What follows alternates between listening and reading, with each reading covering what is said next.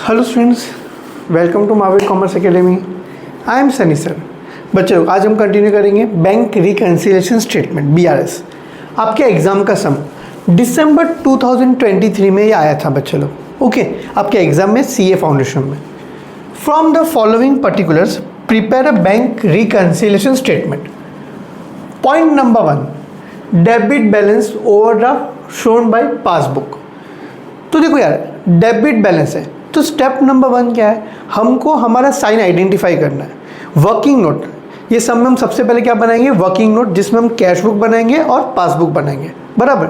तो debit balance दिया है तो हमारा साइन क्या रहेगा, बोलो, माइनस प्लस माइनस प्लस। ये बैलेंस का एक ही यूज़ है, साइन, और हम इसको BRS में लिखेंगे। ओके, देखो, तो डेबिट बैलेंस है तो साइन क्या है, minus plus minus plus.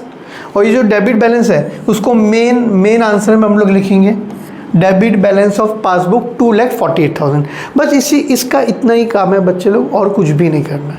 Okay, आराम से जाएंगे, कोई टेंशन नहीं है बच्चे लोग, आराम से।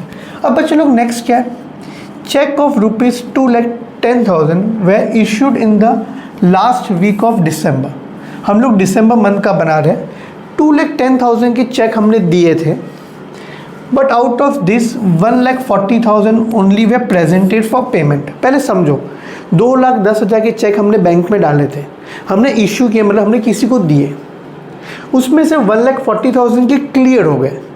तो दोनों को माइनस करेंगे तो कितने के क्लियर नहीं हुए, 70,000। तो BRS में हम लोग बच्चे लोग क्या लिखते हैं, जो क्लियर नहीं हुआ, 2,10,000 में से 1,40,000 क्लियर हो गया।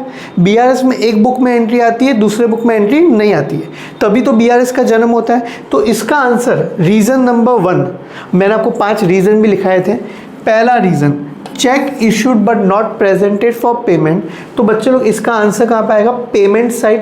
पेमेंट साइड में 70,000 दिखता है। देखो चेक करो, पेमेंट साइड में मैंने आपके लिए पहले ही सॉल्व कर दिया है। पेमेंट साइड में 70,000 सबको दिखता है। 2,10,000 माइनस 1,40,000, 70,000 सबको समझता है, हाँ कि ना। डेबिट बैलेंस है तो साइन है माइनस प्लस माइनस प्लस। आगे बढ़ते हैं, लाइन से जाएंगे। अ चेक फॉर 19,200 ड्रॉन। बच्चे लोग, ड्रॉन मतलब पेमेंट, विड्रॉन, पेमेंट। हमने किसी को चेक दिया 19,200 का, for the payment of telephone bill had been enter in the cash book has 29,200। अब सुनो, क्लियरली बोल रहा है, कैश बुक में गलती हुई है। 19,200 का चेक था, अकाउंटेंट ने कितना लिखा, 29,200, but was shown correctly in the bank statement.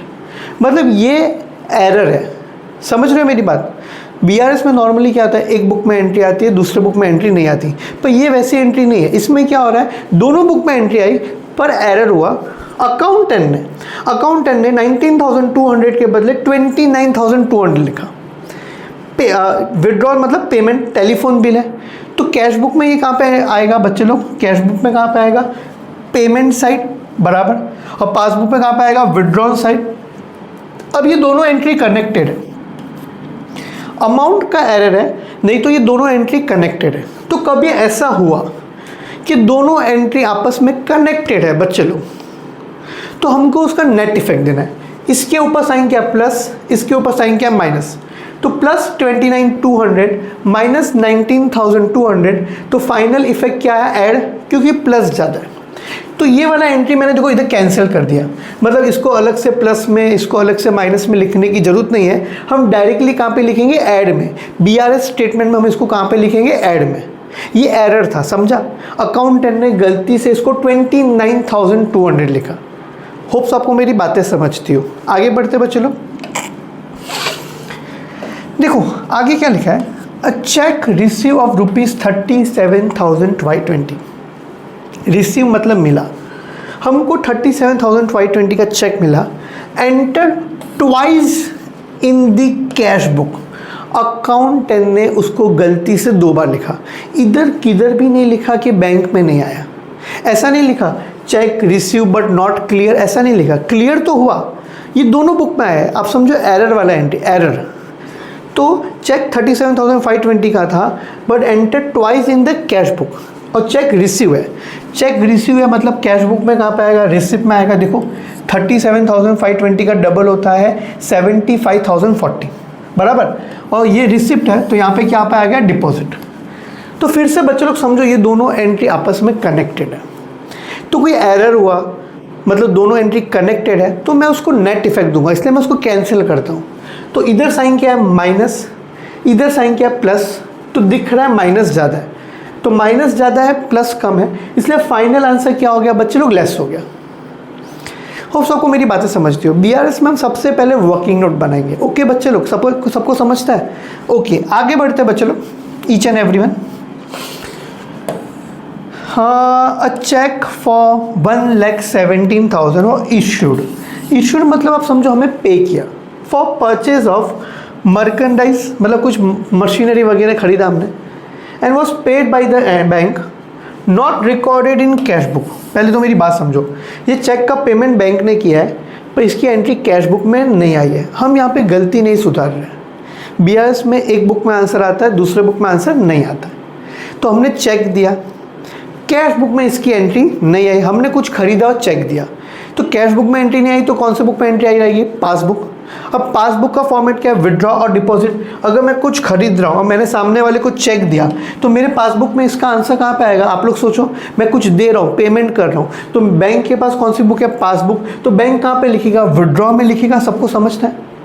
मैं जीपे करता हूँ, पेटीएम करता हूँ, तो मेरे बैंक से पैसा जाता है बराबर, हाँ कि ना। बीआरएस में एक बुक में आंसर आएगा बच्चे लोग, दूसरे बुक में आंसर आने वाला नहीं है। होप सबको मेरी बातें समझती हो, ईच एंड एवरी, यस और नो। आगे बढ़ते लाइन से आराम से।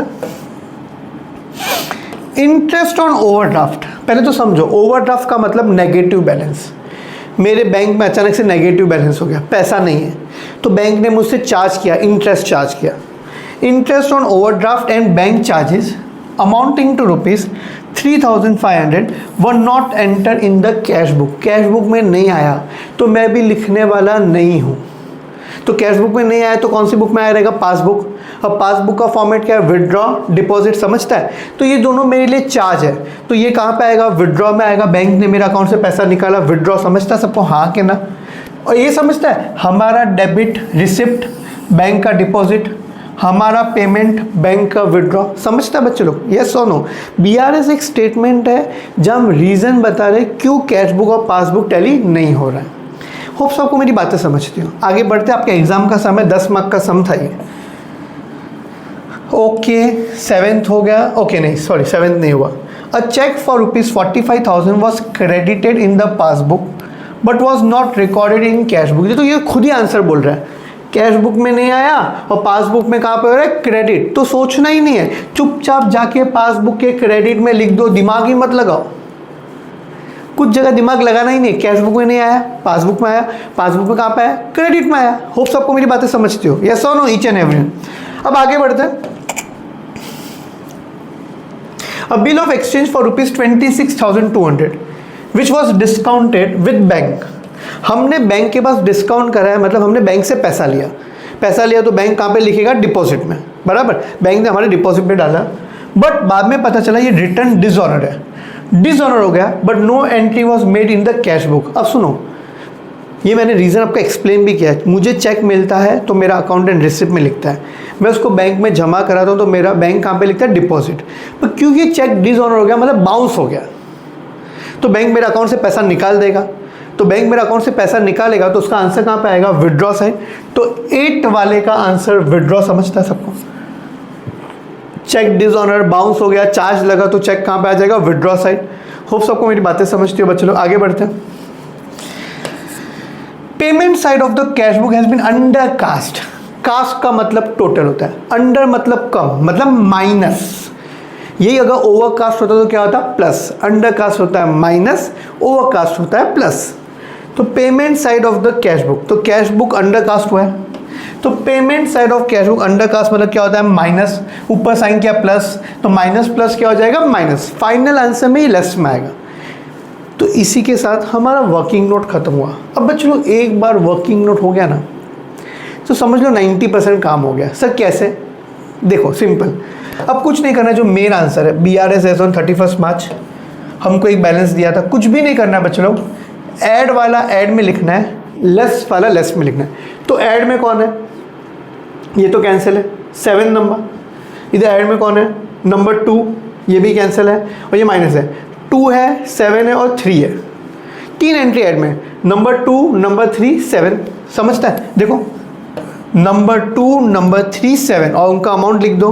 तीनों को ऐड करके ये अमाउंट ये वाले में ये ऐड होगा। समझता है कि नहीं, 2, 3, 7 ऐड वाला ऐड में, लेस वाला लेस में, ऐड वाला ऐड में, लेस वाला लेस में। तो लेस में कौन है, देखो -75,000 है, नहीं ये कैंसिल किया, सॉरी। लेस में कौन है, लेस में कौन है, ये तीनों लेस में, नंबर 5, नंबर 6, नंबर 8 बराबर। ये वाला भी लेस में, नंबर 9 और ये वाला भी लेस में। तो 4, 5, 6, 8 और 9, देखो 4, 5, 6, 8 और 9 बराबर। 4, 5, 6, 8 और 9 ये सब लेस में, इनका टोटल करके फाइनली हम इसको क्या कर देंगे, लेस कर देंगे। सुनो, ये वाले अमाउंट में ये ऐड करेंगे और ये लेस करेंगे। सबको समझता है बच्चे लोग, हाँ के ना? और जो फाइनल आंसर आएगा वो लिख देंगे। अब फाइनल देखो, ऊपर debit balance of cash book है हमारा, उसका डेबिट, हमारा क्रेडिट। ऊपर debit balance of cash book है, पासबुक है, तो नीचे क्या आ जाएगा, credit balance of cash book. ऊपर क्रेडिट होता तो नीचे डेबिट आता। ऊपर पासबुक है तो नीचे क्या आएगा, कैश बुक आएगा। सबको समझता है। मेन तो वर्किंग नोट था, फिर तो हमने कुछ भी नहीं किया। ऐड वाला ऐड में बच्चे लोग, लेस वाला लेस में, और कुछ भी काम नहीं किया। होप्स आपको मेरी बातें समझते हो। कुछ डाउट है तो आप कमेंट में पूछ सकते हो। सर ये खाली जगह छोड़ना नहीं, इसमें कुछ नहीं करना। मैंने पहले भी बोला, क्वेश्चन छाप दो। नंबर 2, तो जो भी नंबर 2 का क्वेश्चन है मेरे दोस्त, वो छाप दो, किसी को पता नहीं चलेगा। चेक ऑफ 2,10,000 वो issued, out of which only 1,40,000 way clear. तो दोनों का माइनस करके सामने 170,000 दिखेगा।